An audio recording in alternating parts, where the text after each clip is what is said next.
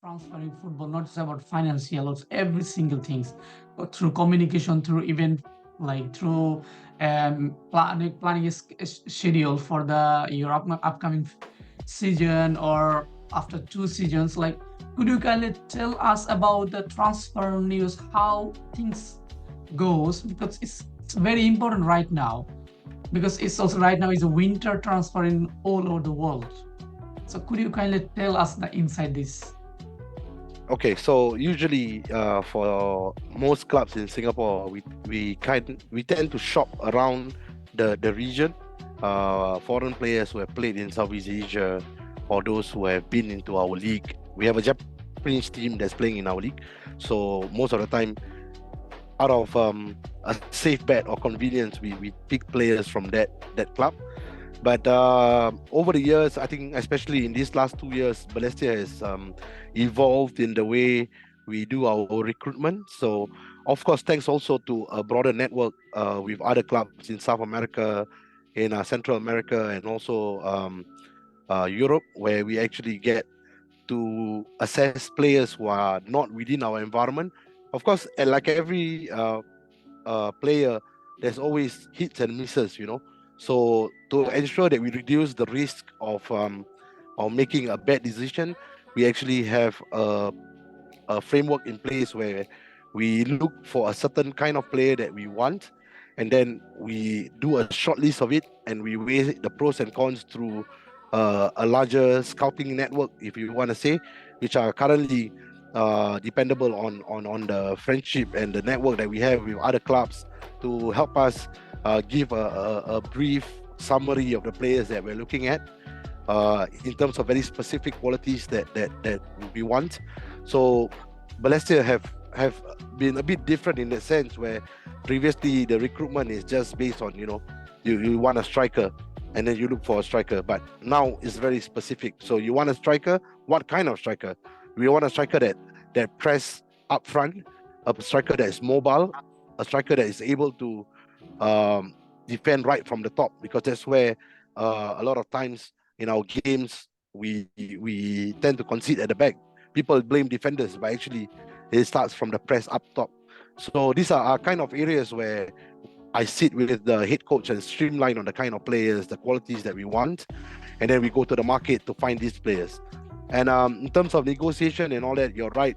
We are into the winter window, so it's difficult to negotiate for players to come into a small league like Singapore.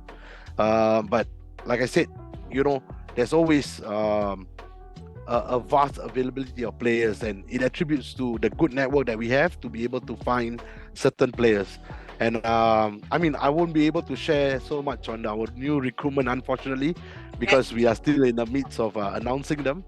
But of course, we've got a very few good players. Like we got Riku Fukashiro from Japan, who we feel can give us the energy up top and also the high press that we need as a team, and link up play with the forward. And this is exclusive news for you.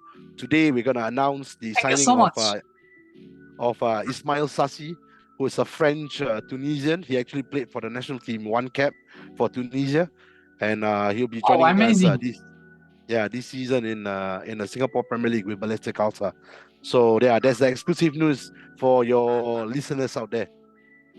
Thank you so much. And as you just now you share with us the transfer inside, could you kindly tell us that how like world transfer goes? Because we just like kind of see the news through television, through Twitter, I mean social media, I mean newspaper, that Real Madrid, Barcelona, Manchester United, Juventus, PSG, when they make transfer, that goes easily viral.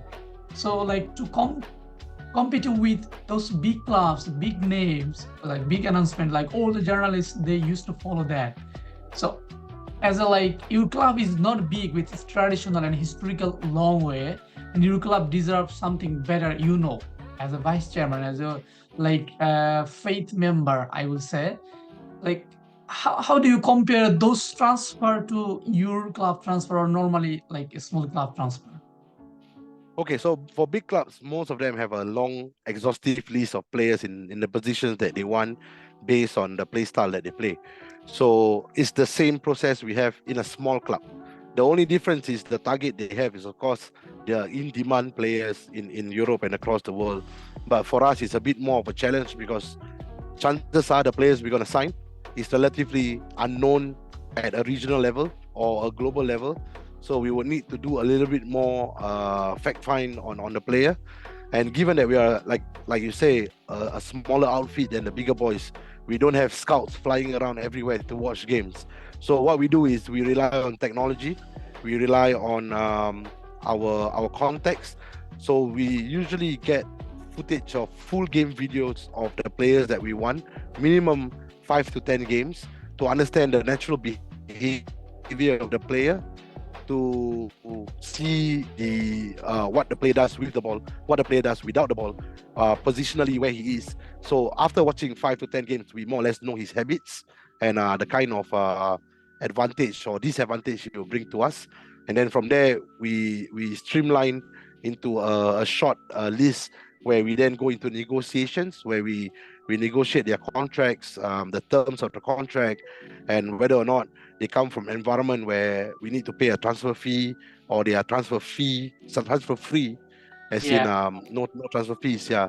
So in a small club like us, we can't afford to pay transfer fees, right? So however, there's certain framework in FIFA like the training compensation, which solidarity payment, which we still have to pay if the player is below the age of 23.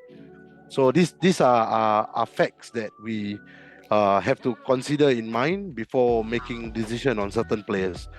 Of course, every club wants young players because when Yeah. you sign young, you probably have a better return of investment. If he does well for you, you can sell him on to the next club or whatsoever.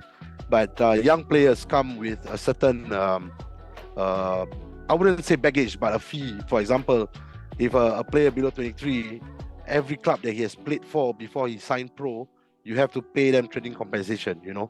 So we've got a few cases like that where a small club in Singapore called Balestier Khalsa had to pay clubs in Eastern Europe, or some European clubs training Yeah. compensation for certain players. Yeah. Subscribe now. Door to Door Sports.